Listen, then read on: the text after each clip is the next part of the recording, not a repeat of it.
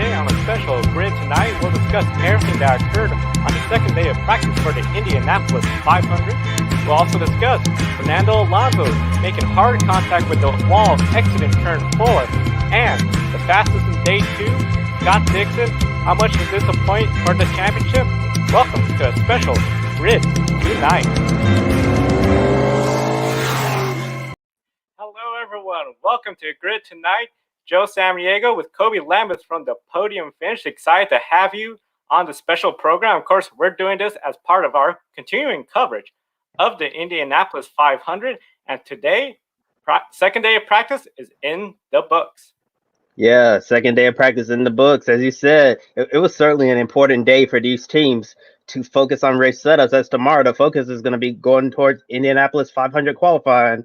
And one team that missed out on another full day of testing for the second day in a row was Dragon Speed. And yesterday, Dragon Speed did not set an official time like everyone else on track. However, they were able to get on track yesterday to, do a few shakedown laps with Ben Hanley behind the wheel from, I believe, from 5:30-ish to 6 p.m. Eastern time. And same thing happened today. Did not get on track all day. And they also had to track for 30 minutes. And Nathan Brown of the Indy Star reported that Ben Hanley was able to pass phase 1 of his Veterans Refresher test. So Ben Hanley and Dragon Speed all good for Fast Friday. And, Dragon Speed's been having some problems. And Marshall Pruitt from Racer.com said that Dragon Speed is actually fighting some electronic issues, and the team was the 33rd and final entry for the 104th running of the Indianapolis 500. And last year, in their first Indy 500, many thought Dragon Speed wouldn't even make the field, as a small team brand new to IndyCar racing. However, Ben Hanley shocked everyone and locked Dragon Speed into the show, and they did not have to deal, with all of the pressure of being in the last row qualifier shootout. Definitely last year, Dragon Speed, Elton Julian's operation, and driver Ben Hanley were definitely one of the Cinderella stories from last year in the month of May. Well, unfortunately, the month of August for Dragon Speed has definitely gotten off to a rocky start. Joe, do you think they'll be able to catch up to their competitors after missing 2 whole days of on-track action? They're pretty lucky that we only have 33 competitors exactly. We don't have to worry about being bumped. So they have that little advantage going for them. The disadvantage, of course, they just missed 2 days of practice. So they're behind the ball. We saw what happened last year when Fernando Alonso missed a couple days of practice. It's really hard to get to the same speed level as the front runner.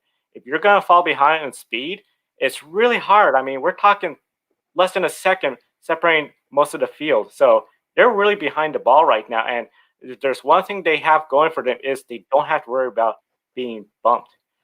Yeah, definitely. I'm sure Dragon Speed, the entire team will be able to sleep well, knowing that they won't have to worry about getting bumped from the field. And they're definitely going to be playing the catch-up game to their 32 competitors in the field. And, tomorrow's Fast Friday, so the teams are going to receive a big boost in horsepower. Speeds are going to be up probably in the 230 mile per hour range.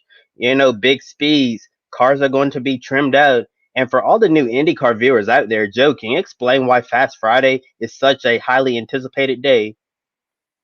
Well, Fast Friday is a big anticipated day because essentially we're going to see all the speed coming out. This is where we're going to start looking at speeds coming really high, looking at probably the 230 type you said. Because right now, they're all sort of just, okay, they're taking it easy. They're not going absolutely full speed ahead, but they're definitely, trying to get the car set up. That's a big focus. Now we got the full speed, the full power. We're going to see how are we race level, trim level, and of course, most important, qualifying level. Of course, qualifying is still a big issue. Despite not having to worry about being bumped, still, if you're up front, you got a much better chance at winning the 500. And while we're talking about big speeds, Connor Daly was the first driver to hit 225 miles per hour. And then after that, Takuma Sato went to the top, also 225 miles per hour. And for a while, they were the only 2 drivers in the 225 mile per hour range. And, as the day went on, the speed started to pick up as more drivers started to turn up the wick. And speaking of turning up the wick, that there's a driver who's going to be pretty busy this weekend.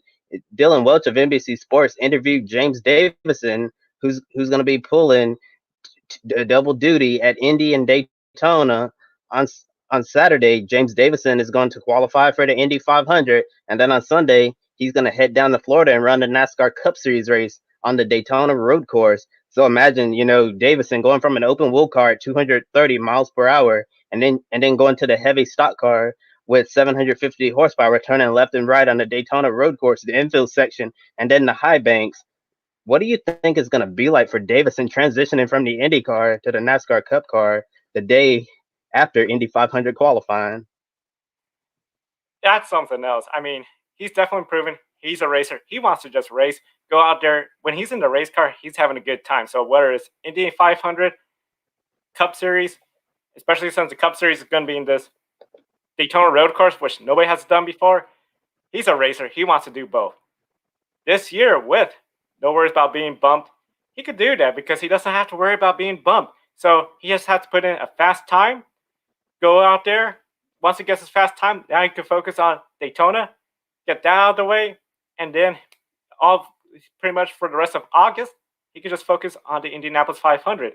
Really unique opportunity. I feel like if we still had more than 33 cars, like 36 cars, 37 cars, he'll be solely focused on the Indianapolis 500 and wouldn't be doing this.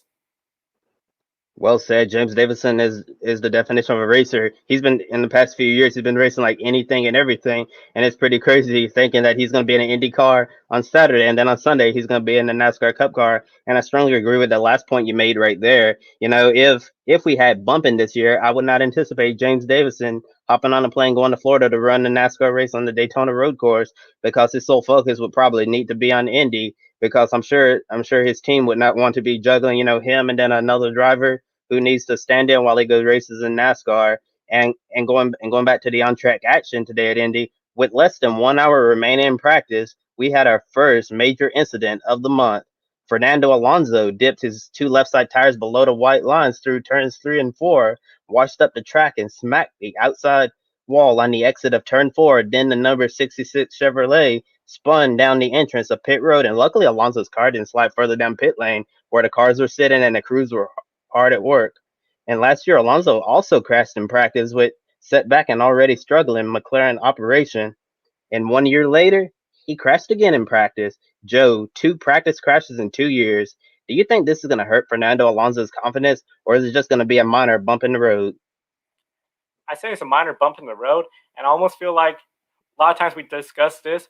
If you're a rookie, especially in the Indianapolis 500, you have never experienced anything like hitting the outside wall. When the rookies hit the outside wall for the first time, it's almost like okay, you just experienced it. You don't have to worry about when will I hit the wall? When will I hit the wall? You hit the wall. Now you could just focus on, okay, I know how that feels. I know where the car went wrong to go ahead and try to make progress forward, focusing on the race. So I feel, especially since Fernando Alonso, this is only his second IndyCar race. He doesn't do the rest of the IndyCar Series races. He last year, of course, missed the 500. I feel even though he hit the wall, it's not going to be so much of a setback for him. Might be for the car, for the team, but he's a two-time world champion. This is just sort of a reminder, I feel, of this is what happens. The wall's right there. It'll hurt, but he could definitely put that behind, focus, move forward on the Indianapolis 500. Yeah, certainly. Fernando Alonso was lucky to escape right there because it doesn't look like the car is too badly damaged. McLaren doesn't really anticipate going to a backup right now. It looks like they're going to be able to fix it and keep their primary instead of having to switch to a backup. Yeah, and I do agree that it's going to be just a minor bump in the road for Alonso. And they always say if you're going to have problems, make sure it happens in practice and not in the race. So I'm sure Alonso get that out of his system now, make that one mistake and just keep pushing forward because there's definitely a lot coming up ahead with the 104th run in the Indy 500. And if you lose confidence from an incident like this, you've already lost the race. And late in today's practice session, drivers were slipstreaming, overtaking, and many were setting their fastest speeds of the day. And Scott Dixon went to the top of the board at a speed of 226 miles per hour. And now looking at the top 10 fastest. Scott Dixon, 226 miles per hour, was the only driver to do that. Takuma Sato was second, Marco Andretti third, Connor Daly fourth, and rookie Alex Palou fifth. Colton Herta sixth, Charlie Kimball and the AJ Foyt Racing Chevrolet seventh, Fernando Alonso and Arrow McLaren SP eighth, James Davison, ninth, and Arrow McLaren SP driver Oliver Askew rounds out the top 10. And now, something that I forgot to mention, NBC Sports also announced that Mike Tirico and Danica Patrick will return as hosts and studio analysts for the second consecutive year. So I'm sure the fans will definitely be looking forward to listening to them once again for the Indianapolis 500 race coverage. And looking ahead to tomorrow's Fast Friday, what are the three keys to ending the day on a positive note heading into qualifying the following day? So definitely there's three keys when you're coming to qualifying Fast Friday. Of course, that's the big one everyone's going to be looking at. First, you want to discover the limits of the car and find out how hard could you push it.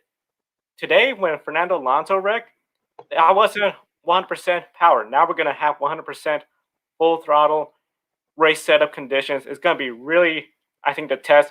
I wouldn't be surprised if we see another car hit the wall. The second big one, make the necessary adjustments and don't be afraid to try something new in the setup. Quite often, I feel a lot of teams, they want to try to go to the tried and true setups in the past. Sometimes this leads to surprise bumps. But sometimes, especially this year, we got a little bit of a later race. Conditions are going to be much more different. So we might see some new setups for the evening hours when the race is occurring. And finally, of course, the big one, bring the car home in one piece. Hitting the wall, it's not going to do the team favor. Yeah, you'll learn that setup probably didn't work. You'll be able to, learn from it. But then the rest of your team, a long nights of making repairs. You're missing out precious time because the following day it's qualifying. And yeah, we said it time and time again, and we will say it for the rest of the month. There's no bump to worry about. But if there was a bump day situation, you'll be in really big trouble. So definitely, those are some of the three keys when it comes to this year's Indianapolis 500 and Fast Fridays. Everybody should be focused on. Certainly, I think you nailed it right there with those 3 points because you want to go out there, push, and see, and see how hard you can go. You want to be able to maximize the potential of the car because you definitely don't want to push too hard or you'll end up in the wall like Fernando Alonso did. I don't think he was necessarily pushing too hard in the incident today. It was just a simple mistake. When you get those left side tires below the white line, it just makes the car evil loose and just washes up the track and boom, there he was in the wall. So you definitely want to make sure that you're pushing, but don't push too hard. And then you have to be brave. With those setups, there's only with these aero kits, there's only so much that the teams can do. Adjust when needed. And also another thing to mention, use your teammates in their data if you have teammates. And unfortunately for the single car operations like Dragon Speed or Carlin, they're out of luck there because they don't have any teammates to lean on, and definitely want to bring the car home in one piece because you don't want to give your team any more headaches that they need, because they just need to focus on the task at hand, limit mistakes, and make sure you're ready to push heading up to the race. And you do bring up a good point about the teammates. We saw yesterday Tony Kanaan helping out his rookie teammate. So it's definitely going to be really interesting to see everything that's going to be following. And definitely want to thank you, Kobe, for following all the action at Indianapolis Motor Speedway today. I know all the viewers, myself as well, definitely appreciate all the time you spent following everything at Indianapolis Motor Speedway. I know with the rest of the weekend coming up at Indianapolis Motor Speedway, you talked a lot about everything going on for especially the new fans. When it comes to tomorrow, Fast Friday, and then Saturday, what are some of the things you would recommend fans first time watching for? Oh, for starters, I definitely recommend pulling up timing and scoring so you can track your favorite driver. See how fast they're going, and also tune into IndyCar radio as well. Especially because it's on NBC Sports Gold. Yeah, Fast Friday is going to be on that NBC Sports Gold. Yeah, and if you type it in Google, you can definitely look at the prices and see if that's the thing for you. And if not, follow your favorite journalists that are covering the action, especially those who are hard working on site. And I'm gonna be here, following all the action from Indianapolis.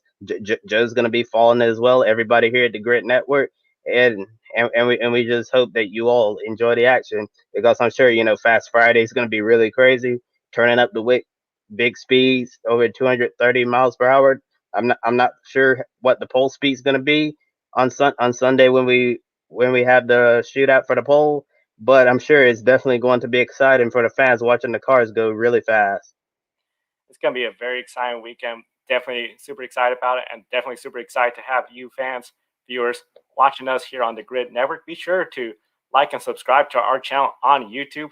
So we'll super appreciate it. And then, of course, we still got more program. We won't be on the air tomorrow, but definitely we'll be posting updates on all our social media account Saturday morning, Grid Live pre-race, and then Sunday, Grid Live post-race following the conclusion of all the events throughout the weekend. For Kobe Lameth at thepodiumfinish.net, I'm Joe Samaniego from the Grid Network. Thank you for watching. Have a wonderful evening. We'll see you next time.